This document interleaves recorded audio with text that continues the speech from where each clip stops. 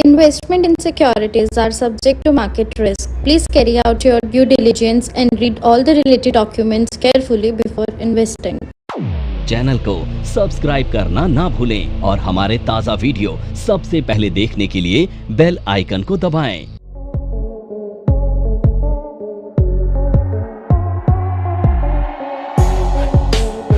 चलिए आज हम पढ़ने वाले हैं वैल्यूएशन को। ठीक है, आज मोस्ट इंपॉर्टेंट चीज है, आपको ये पता चलेगा कि शेयर का सिलेक्शन कैसे करते हैं और ये हम सीखने वाले हैं वैल्यूएशन पार्ट में। अब वैल्यूएशन क्या होती है, किसी भी शेयर को जब आप देखते हो, जैसे मान लेते हैं एक XYZ शेयर है और उसकी कीमत है 100 रुपए, तो आप इसे कैसे जज करोगे कि ये 100 रुपए का सस्ता या महंगा है? तो आप इसकी वैल्यूएशन करोगे। जैसे आप कोई शर्ट खरीदते हैं तो शर्ट में आप क्या देखते हैं? फैब्रिक देखते हैं, आप ब्रांड देखते हैं, कलर देखते हैं, फैशन देखते हैं, इन सबसे वैल्यू करते हैं उस शर्ट की कि शर्ट की कीमत क्या होगी। ठीक उसी तरह से शेयर की भी वैल्यूएशन की जाती है डिफरेंट पैरामीटर पे। तो वो पैरामीटर कौन से होते हैं आज हम डिस्कस करेंगे। ठीक है, तो सबसे पहले हम बात करेंगे अर्निंग पर शेयर की। देखो, आप अगर देखोगे कि सबसे इंपॉर्टेंट किसी भी शेयर में क्या होता है तो आप देखोगे उसकी अर्निंग रेशोज। मान लो अगर कोई कंपनी प्रॉफिटेबल है तो उसमें इन्वेस्टमेंट किया जाना चाहिए या नहीं किया जाना चाहिए, और अगर कोई लॉस मेकिंग है तो लॉस मेकिंग कंपनी में नॉर्मली बाइंग नहीं करोगे ना, तो लॉस मेकिंग कंपनी से दूर रहना चाहिए ना। तो आपको कैसे पता चलेगा कि कोई कंपनी कितना बेहतर अर्निंग कर रही है? तो अभी हम बात करेंगे ईपीएस की, यानी अर्निंग पर शेयर। अब ये क्या होता है समझ लीजिए। देखो, कंपनी जब भी, इधर आ जाओ, इधर बैठ जाओ आज। तो देखो, कंपनी ना जब बिजनेस करती है तो बिजनेस से जो उसका नेट प्रॉफिट होता है, जब उसे हम शेयर आउटस्टैंडिंग से डिवाइड करते हैं तो जो रिजल्ट आता है उसको हम क्या कहते हैं? अर्निंग पर शेयर कहते हैं। इसे और इलेबरेट करता हूं। मान लीजिए आपके पास 100 करोड़ शेयर है, ठीक है, और 100 करोड़ का ही आपने नेट प्रॉफिट जनरेट किया है, तो आपने पर शेयर कितना रुपया कमाया? 1 रुपया। तो इसी को हम क्या कहेंगे? अर्निंग पर शेयर कहेंगे। अब मुझे ये बताइए, अर्निंग पर शेयर ज्यादा होना चाहिए या कम होना चाहिए? ज्यादा होना चाहिए। पर आपको ये कैसे पता चलेगा कि कंपनी ग्रोथ कर रही है? कंपनी ग्रोथ कर रही है ऐसे पता चलेगा जब आप कंपेयर करेंगे, है ना। Last year earning per share मान लीजिए 10 रुपए था, इस बार 11 रुपए है, तो ग्रोथ हुई नहीं हुई?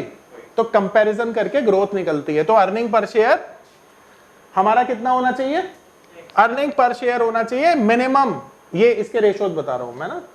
तो अर्निंग पर शेयर 10% से 50% का जो राइज है वो अच्छा माना जा सकता है। अब ये जो अर्निंग पर शेयर है ये YOY यानी year on year basis, QNQ quarter basis पर देखा जा सकता है। यानी यहां पर हमारे लिए लर्निंग क्या है कि अर्निंग पर शेयर 10 से 15% तक बढ़ना अच्छा माना जाता है।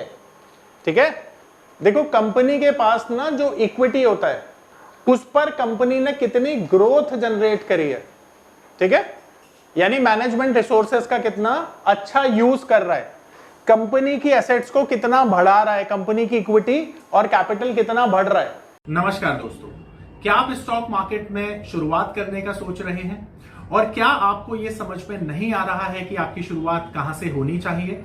तो मैं आपको एक ऐसा कोर्स सजेस्ट करने जा रहा हूं जो आपकी लाइफ चेंज कर सकता है, और मैं बात कर रहा हूं NIFM का advance level of smart investor course की, जो आपकी लाइफ चेंज कर सकता है। जी हां, आपने सही सुना, NIFM आपके लिए लेके आया है एक ऐसा शानदार कोर्स जो आपको बताएगा कि किस तरह से आप स्टॉक मार्केट में सक्सेसफुली पैसा कमा सकते हैं। और ये कोर्स है advance level of smart investor. Advance level of smart investor course आपको हर छोटी से छोटी और बड़ी से बड़ी मार्केट की बारीकियों के बारे में जानकारी देता है, और ये सभी जानकारियां आपको इस मार्केट में पैसा कमाने में बहुत ज्यादा मददगार साबित होती हैं। तो इस कोर्स को करने के बाद आप मार्केट में सक्सेसफुल ट्रेडर और सक्सेसफुल इन्वेस्टर बन सकते हैं। ये हमें पता चलता है ROE से, ठीक है। तो ROE एक मेजर पैरामीटर माना जाता है कंपनी की ग्रोथ देखने के लिए।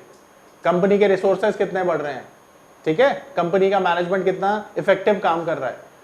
तो ROE कंपनी का ना 20% एंड अबव बढ़ना चाहिए, तो ये अच्छा माना जाता है। अब आप ये समझिएगा कि अगर आपका शेयर सिलेक्शन गलत नहीं है तो पैसा बनता है सर मार्केट में।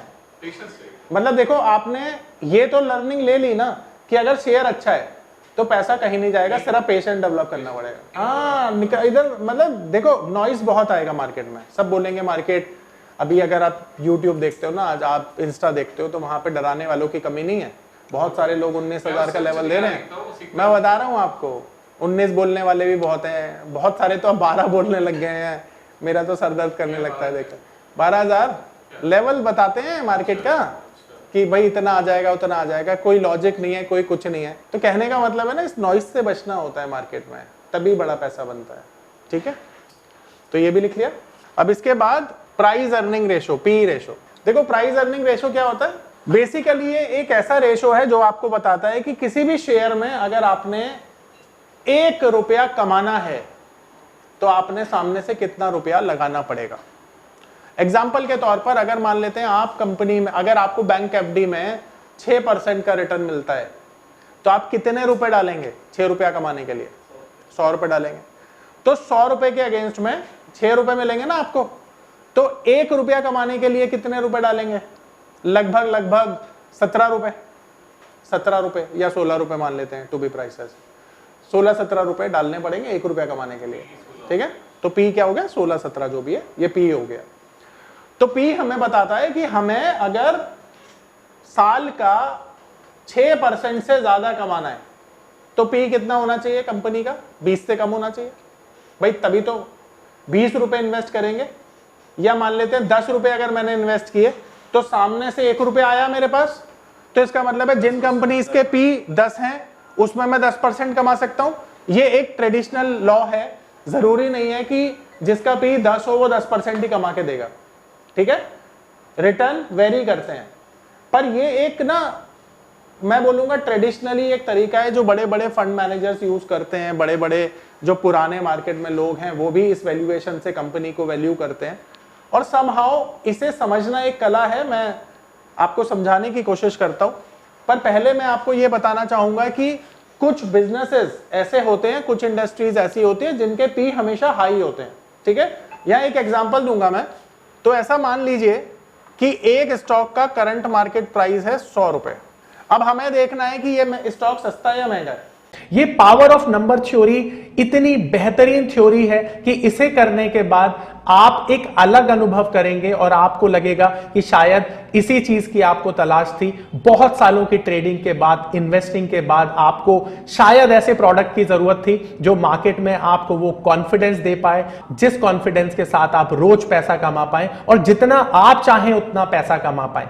तो हमारी ये जो पावर ऑफ नंबर थ्योरी है ये आपको आपकी सभी इच्छाओं को पूरा करने के लिए है, और आप देखेंगे कि इस थ्योरी को करने के बाद जो आपका कॉन्फिडेंस है, आपकी जो एक्यूरेसी है, आपकी जो क्षमताएं हैं मार्केट से पैसा कमाने की, वो बहुत ज्यादा बढ़ जाएंगी। और आप देखेंगे कि जो आपने आज से पहले अनुभव नहीं किया था अपनी ट्रेडिंग के दौरान या इन्वेस्टमेंट के दौरान, आप इतना बेहतर अनुभव करेंगे इस कोर्स को करने के बाद। और इस स्टॉक का जो ईपीएस है वो है 20 रुपए। ठीक है, तो अगर मैं इसको डिवाइड करूंगा तो क्या आएगा? तो यही पी है, यानी प्राइस अर्निंग रेशो यही है। अब यहां पर मैंने कंपनी में डाल दिए 100 रुपए, तो मुझे परसेंटेज में कितना रिटर्न मिला? 20%। भाई 20% मिलेगा ना, तो डिवाइड कर देना इसे। तो ये लेंसकार्ट 200, ये न्यू एज कंपनीज है ना सर, इनके पी हमेशा हाई होंगे। इसका मतलब क्या हो गया? 20 का पी हो गया ये, सॉरी इसमें 20% का रिटर्न एक्सपेक्टेड है, यही बोल सकते हैं ना हम। तो इसका मतलब क्या हुआ कि जो लो पी कंपनी होती है वो क्या होती है? अट्रैक्टिव होती है, अट्रैक्टिव होती है ना वो। अब यहां पर एक एक्सेप्शन भी समझ लो, आईटी, फार्मा, एफएमसीजी और बैंक, ये जो सेक्टर है ना इनके पी हमेशा हाई होते हैं। तो इन कंपनीज को जब भी एनालाइज करोगे आप पी रेशो नहीं देखोगे। ठीक है, आ रही बात समझ में? परफेक्ट। अब यहां पर कंक्लूजन क्या निकला कि लो पी शेयर्स अच्छे होते हैं और इनके हमेशा हाई पी होंगे। नोट करिए। अब देखो, जब आप ना कंपनी के पी को देखते हो तो उसके सेक्टर को भी देखना चाहिए, सेक्टर भी पी होता है। अब ये सेक्टर पी बताता है कि सारे सेक्टर में जितनी कंपनीज हैं उनका एवरेज पी कितना है और इसे कंपनी से आप क्या करो, कंपेयर कर लो। मान लेते हैं XYZ एक कंपनी है, उसका पी रेशो है 50 और ये जो सेक्टर है, इसी सेक्टर का जो पी है वो है 40। ठीक है, तो कहने का मतलब क्या हुआ कि यहां पर जो शेयर है वो सेक्टर के पी से ज्यादा है। इसका मतलब क्या हुआ कि ये शेयर महंगा है। पर अगर मान लेते हैं एक ABC शेयर है जो इसी सेक्टर में काम करता है और उसका जो पी है वो है 20, तो ये जो 20 है ये सेक्टर से कम है ना, तो ये अट्रैक्टिव हुआ, ये एक्सपेंसिव हुआ। नहीं, वो तो डिपेंड करता है सर, और भी फैक्टर्स पे करता है। अब बात करेंगे बुक वैल्यू की। देखो बुक वैल्यू भी ना एक तरीका होता है कंपनी की वैल्यूएशन करने का। तो बुक वैल्यू क्या होती है, एसेट माइनस लायबिलिटी, यानी कंपनी के पास अपना खुद का पैसा कितना है वो बुक वैल्यू है। कंपनी के पास जो उधार है वो लायबिलिटी है, यानी उधार देने के बाद जो पैसा बचेगा वो कंपनी की बुक वैल्यू है, नेट एसेट वैल्यू कहते हैं इसे। तो अब यहां पर जो बुक वैल्यू है, ठीक है, वो हमेशा कंपनी के प्राइस के अगेंस्ट में कंपेयर की जाती है, ताकि ये समझ पाए कि बुक वैल्यू के अगेंस्ट में शेयर कितने मल्टीपल पे काम कर रहा है। ठीक है, तो बुक वैल्यू समझ में आई। अब दूसरा है पीबी रेशो, यानी प्राइस टू बुक वैल्यू कहते हैं इसे, प्राइस टू बुक। अब देखो, मान लेते हैं करंट मार्केट प्राइस कंपनी का है 100 रुपया और जो बुक वैल्यू है कंपनी की वो भी है 100 रुपए, तो इसका मतलब है बुक वैल्यू कितनी हो गई, 1x हो गई। ठीक है, इसे कहते हैं प्राइस टू बुक, यानी बुक के अगेंस्ट में प्राइस कितने मल्टीपल पे काम कर रहा है। और बुक वैल्यू होती है net asset value, asset minus liability. अब यहां पर समझने वाली बात यह है कि जब भी किसी कंपनी की जो बुक वैल्यू है वो 4x और एंड अबव हो जाएगी ना, तो वो शेयर एक्सपेंसिव हो जाएगा, तो इसको अवॉइड करना है। अब यहां पर सेम वे लॉ लागू होगा कि FMCG, IT, pharma and banking, ये सारे के सारे जो होते हैं ना, इनकी जो बुक वैल्यू होती है वो क्या होती है, हमेशा कम होती है। तो इनकी बुक वैल्यू भी आप नहीं चेक करेंगे।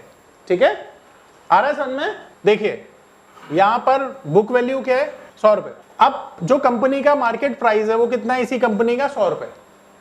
तो बुक वैल्यू के अगेंस्ट में शेयर का प्राइस कहीं महंगा तो नहीं है। अब ऐसा समझो ना, आप 100 रुपए का नोट है, मार्केट में 100 रुपए के नोट के लिए 100 रुपए से ज्यादा थोड़ी दोगे आप, पर कंपनीज के केस में ऐसा नहीं होता। कंपनी 100 रुपए की वैल्यू पर ही हमेशा काम थोड़ी करेगी। अगर उसकी फेयर वैल्यू 100 रुपए है तो ऊपर रहेगी, प्रीमियम पे रहेगी।